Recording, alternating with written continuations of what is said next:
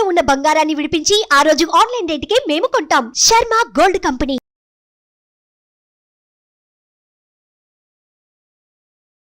నమస్తే, welcome to Suman TV. నేను మీ యామ్ని. ప్రస్తుతం మనతో ఉన్నారు ప్రముఖ ఆధ్యాత్మికవేత్త, ప్రముఖ జ్యోతిష వాస్తు పండితులు సుభాష్ శర్మ గారు ఉన్నారు. గురువుగారితో మాట్లాడి మనకున్న సందేహాన్ని అడిగి తెలుసుకుందాం. నమస్కారం గురుగారు. గురుగారు, మనకి జూన్ 6వ తారీఖున పంచగ్రహ కూటమి ఉందంటున్నారండి. అంటే ఈ కూటమి వల్ల ఏమైనా ప్రళయాలు కానీ ఏదైనా ప్రమాదాలు కానీ జరిగే అవకాశం ఉందంటారా? అంటే ఇలాంటి గ్రహాల కూటమి వల్ల గతంలో కొన్ని సంఘటనలు జరిగాయి అంటారు, అసలు మేమేమంటారు? తప్పకుండా తెలియజేస్తానమ్మా. ముందుగా ప్రేక్షకులందరికీ శ్రీమాత్రే నమః, శ్రీ గురుభ్యో నమః. నమో దేవ్యై మహాదేవ్యై శివాయై సతతం నమః. నమ ప్రకృత్యై భద్రాయై నిహతాం ప్రణతాస్మిత. పంచగ్రహ కూటమి, 5 గ్రహాలు ఒకే కక్షలో తిరిగేటటువంటి దాన్ని పంచగ్రహ కూటమి అని అంటాం. అంటే 5 గ్రహాలు వృషభ రాశిలో సంచరిస్తున్నాయి.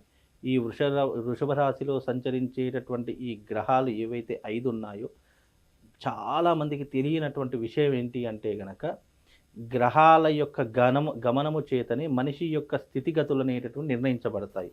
అవి చాలా మట్టుకు ప్రూవ్ అయినటువంటి సంఘటన. అంటే ఒక్కొక్క గ్రహము ఒక్కొక్క మనిషి మీద ఒక్కొక్క రకమైనటువంటి ప్రభావితం చూపిస్తుంది. ఇప్పుడు మనకు 9 గ్రహాలు అని చెప్పడం జరిగింది.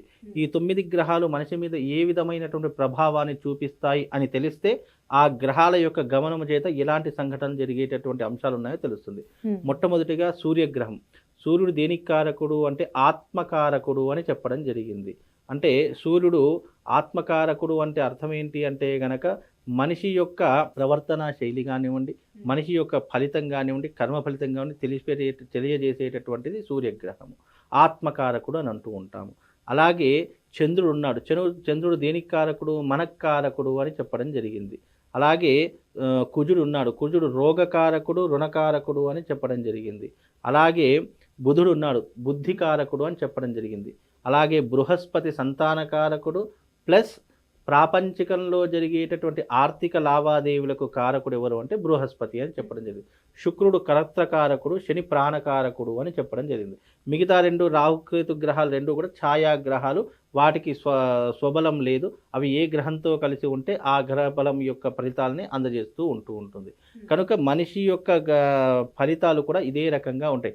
మనిషికి ఆరోగ్యం కావాలి, డబ్బు కావాలి, వివాహం కావాలి, సంతానం కావాలి, జీవితంలో ఉన్నతమైనటువంటి పదవులు అనుభవించాలి. మరి ఇవన్నీ అనుభవించేటటువంటి కారకత్వాలు ఎక్కడున్నాయి? గ్రహాల యొక్క గమనం చేతనే ఈ యొక్క గ్రహ కారకత్వాలు ఉన్నాయి. అంటే ఈ 5 గ్రహాలు పంచగ్రహ కూటమి అంటే అర్థం ఏంటి? 5 గ్రహాలు ఒకే కక్షలో తిరుగుతున్నాయి. అలా వచ్చినప్పుడు మనుషుల మీద గ్రహ ఫలితం ఎలా ఉంటుంది, అలాగే ప్రపంచం మీద ఎలా ఉంటుంది, దేశం మీద ఎలా ఉంటుంది అని అంశాన్ని తెలియజేసేటటువంటిదే ఈ పంచగ్రహ కూటమి. నిజానికి ప్రపంచంలో, దేశంలో ఎక్కడో ఒక దగ్గర ఏదో ఒక సమయంలో ఏదో ఒక విపత్తు జరుగుతూనే ఉంటుంది. విపత్తులు జరగకుండా ఎప్పుడూ కూడా రోజు ఆగదు. ఏదో చిన్నదో పెద్దదో లేదంటే మనకు తెలిసి తెలియకుండా ఎన్నో విపత్తులు జరుగుతూ ఉంటాయి. కానీ పంచగ్రహ కూటమి అనేటటువంటిది చాలా అరుదుగా వచ్చేటటువంటి సమయము. ఇవి ఎప్పుడు వచ్చేటటువంటి విధం కాదు.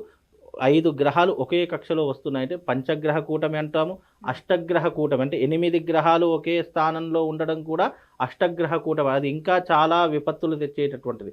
ఈ పంచగ్రహ కూటమి ద్వారా ప్రపంచంలో కానీ దేశంలో కానీ ఎలాంటి విపత్తులు వస్తాయని జ్యోతిష శాస్త్రం చెప్పింది అని అంటే గనక, ముఖ్యంగా అగ్ని ప్రమాదాలు, జల ప్రమాదాలు అంటే ఈ యొక్క సునామీ లాంటివి, అలాగే భూకంపాలు ఇలాంటివి వచ్చేటటువంటి అవకాశం ఎక్కువగా ఉంటుంది.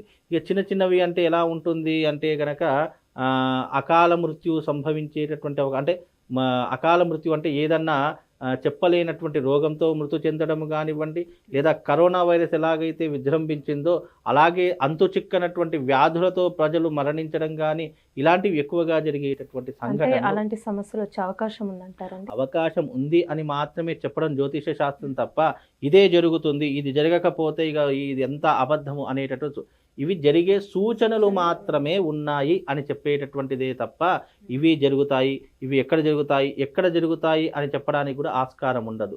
ఆయా సమయంలో పర్టికులర్ పొజిషన్లో అవి ఏదో ఒక సమయంలో ఏదో ఒక సందర్భంలో ఆయా ప్రాంతాలలో లేదా ఆయా దేశాలలో లేదంటే ప్రపంచవ్యాప్తంగా ఉన్నటువంటి ఖగోళం ఎప్పుడు తిరుగుతూ ఉంటుంది, ఒకే దగ్గర నిలబడి ఉండదు. ఆ తిరిగేటటువంటి కక్షలో అప్పుడు ఒక రకమైనటువంటి ఆకాశంలో పెనుమార్పులు సంభవిస్తాయి. అలాంటివి సంభవించినప్పుడు అది ఏ ప్రదేశంలో సంభవిస్తుంది అనేటటువంటి డిసైడ్ చేయాల్సింది నేచర్, మనం కాదు. నేచర్ విల్ బి డిసైడ్, అది ఎప్పుడు డిసైడ్ అయిపోయినటువంటి మ్యాటర్. అంటే ఇలాంటివి చాలా అరుదుగా వస్తుంటాయి. ఇప్పుడు పంచగ్రహం మళ్ళీ ఇది పూర్వం ఎప్పుడు వచ్చింది, 12 సంవత్సరాలు 13 సంవత్సరాల క్రితం నాడు వచ్చినటువంటిది పంచగ్రహం. సేమ్ ఇదే పంచగ్రహ కూటమి, ఇదే రకమైనటువంటి విధానం. అప్పట్లో ఎన్నో రకాలైనటువంటి విపత్తులకు దారి తీయడం జరిగింది. అలాగే ఈ సమయంలో కూడా పంచగ్రహ కూటమి ఏర్పడింది కాబట్టి దీని ద్వారా విపత్తులు జరిగే అవకాశము సూచనలు ఉంది అని మాత్రమే చెప్తాము తప్ప ఇది ఖచ్చితంగా జరుగుతుంది, జరగకపోతే ఏంటి అని బెట్టింగ్లు మాత్రం కాసుకోకండి. ఎందుకంటే ఇప్పుడు ఇదంతా కూడా ఎలా మారిపోయిందంటే టీవీలో ఏదో చూస్తారు, ఏదో అనుకుంటారు, వాళ్ళు ఏదో ఆలోచనలు చేసుకొని అనవసరంగా ఒక హెలిజినేషన్లో ఒక భయపడే విధంగా ఇచ్చేస్తారు. మన భారతదేశంలో అయితే అన్ని సంచలనాలు అయితే జరిగే అవకాశాలు లేవు. అవి వేరే ఇతర దేశాలలో జరిగేటటువంటి అవకాశం మాత్రమే ఉంటుంది. బికాజ్ ఎందుకు మన దేశంలో విపత్తులు రావు అని అంటే కనుక భారతదేశం ఈజ్ కర్మభూమి, యోగ భూమి, పుణ్యభూమి. భారతదేశము ఈజ్ ఏ డివోషనల్, అంటే ఎప్పుడూ కూడా సనాతన ధర్మాన్ని ఆచరించేటటువంటి భూమి ఏదైనా ఉందంటే అది భరత భూమి ఒక్కటే. కనుక ఈ భరత భూమిలో వచ్చిన మనకు దీనిని తొలగించేటటువంటి శక్తి సామర్థ్యాలు ఎన్నో రకంగా భగవంతుడు మనకు అందించాడు. ఇలాంటి పంచగ్రహ కూటమి ఏర్పడినప్పుడు భూమి మీద అక్కడక్కడ కొన్ని రకాలైనటువంటి ప్రమాదాలు జరిగే సూచనలు మాత్రం కనిపిస్తాయి తప్ప అందులో ఎక్కువగా మనం భయపడాల్సిందో ఆందోళన చెందాల్సిన అవసరం మాత్రం ఎలాంటిది లేదు. అంటే ఈ పంచగ్రహ కూటమి వల్ల అండి కొన్ని రాశుల వారికి బాగుందంటున్నారు, కొన్ని రాశుల వారికి సరిగ్గా లేదంటున్నారు. సో దాని గురించి కూడా తెలియచేయండి. అయితే ఇక్కడ ఉన్నటువంటి విధంగా చూసుకుంటే గనక మనిషి మీద ప్రభావితం చూపించేటటువంటి 9 గ్రహాలు ఎప్పుడూ కూడా ఏ సంవత్సరం అయినా తీసుకోండి, 5 గ్రహాలు శుభస్థానాన్ని సూచిస్తాయి, 7 గ్రహాలు పాపాన్ని, కష్టాన్ని, నష్టాన్ని కలిగిస్తాయి. అందులో శుభాన్ని కలిగించేటటువంటి రాశులు ఏవైనా ఉన్నాయి అంటే ఒకటి మేషరాశి, రెండవది మేషరాశి ఒకటి, అందులోనూ కర్కాటక రాశి ఒకటి, ఆ తర్వాత తులారాశి ఒకటి, అలాగే మకర రాశి ఒకటి, ధనస్సు రాశి ఒకటి. ఈ 5 రాశుల వారికి మహర్జాతకము ఈ యొక్క గ్రహ కూటమి ద్వారా ఏర్పడబోతుంది. మిగతా 7 గ్రహాలు ఏవైతే ఉన్నాయో అవి తీవ్రమైనటువంటి నష్టాన్ని చేకూర్చేటటువంటి అవకాశం ఎక్కువగా ఉండేటటువంటి అవకాశం ఉంటుంది. కనుక నష్టము అంటే ఇక్కడ అర్థం ఏంటి అంటే గనక మానవుడు పడుతున్నటువంటి ఏవైతే మానవుడు అనుభవిస్తున్నటువంటి సుఖభోగాలు ఉన్నాయో, మానవుడు ఏవైతే కావాలి అని అనుకుంటున్నాడో అలాంటి విషయాలలో వీళ్ళకు సుఖ దుఃఖాలు కష్ట నష్టాలు ఏర్పడతాయి. కానీ అంతకు మించి వీళ్ళకు నష్టం అంటే అదేదో ప్రాణ నష్టము లేదంటే ఇంకా తీరనటువంటి ఏదైనా లోటో అనేటటువంటి విషయం గురించి భయపడకండి. ఏదైతే అదృష్టం ఉన్నటువంటి రాశులకు ఆర్థిక పరంగా అదృష్టం రావచ్చు, కుటుంబ పరంగా అదృష్టం రావచ్చు, ఇతర కారణాల వల్ల అదృష్టం రావచ్చు. నష్టము అంటే అర్థం ఏంటి? కుటుంబ పరంగా నష్టపోవడము, వ్యాపార పరంగా నష్టపోవడము, ఆర్థిక పరంగా నష్టపోవడము, ఇలాంటివి మానవుడు అనుభవించే సుఖ దుఃఖాలలో ఏదో ఒక నష్టం అనేటటువంటి జరిగే అవకాశం ఉంది అని మాత్రమే చెప్పవచ్చు. కానీ పర్టికులర్గా నువ్వు ఈ రకమైనటువంటి విధానం వచ్చేసింది కానీ జీవితం అయిపోయినట్టే అనేటటువంటి భయాందోళనలు సూచనలు అవసరం లేదు. మనం బాగా ఉన్నప్పుడు మనం ఏం చేసుకోవాల్సిన అవసరం లేదు. బాగా లేదు అని తెలిసినప్పుడు మనం ఏం చేసుకోవాలి? ఇది పంచగ్రహ కూటమి అంటే దైవికానికి సంబంధించినటువంటి కూటమి కాబట్టి దానికి సంబంధించినటువంటి పాజిటివ్ ఎనర్జీని గెయిన్ చేసుకోవాలి. ఆ రకమైనటువంటి పాజిటివ్ ఎనర్జీ గెయిన్ ఎలా అవుతుంది? దైవారాధన చేసుకోవడం, యజ్ఞయాగాదులు చేసుకోవడము, అదే రకంగా భగవంతుని ఆరాధన, అర్చన, పూజ, పునస్కారం ఇలాంటివి చేసుకోవడం ద్వారా రాబోయే, ఇప్పుడు నేను ప్రతి విషయంలో ఏం చెప్తాను, రాబోయే విపత్తులని ఆపాలి, మన దాకా రాకుండా ఉండడానికి దైవారాధన ఒకటే మార్గం అని చెప్తాము తప్ప ఇంకా వేరే మార్గం ఏమీ లేదు. కాబట్టి ఇప్పుడున్నటువంటి ఈ పంచగ్రహ కూటమి కారణం చేత మీరు పాజిటివ్ ఎనర్జీని పొందడానికి యజ్ఞయాగాదులు చేసుకోండి, అలాగే దైవారాధన చేసుకోండి.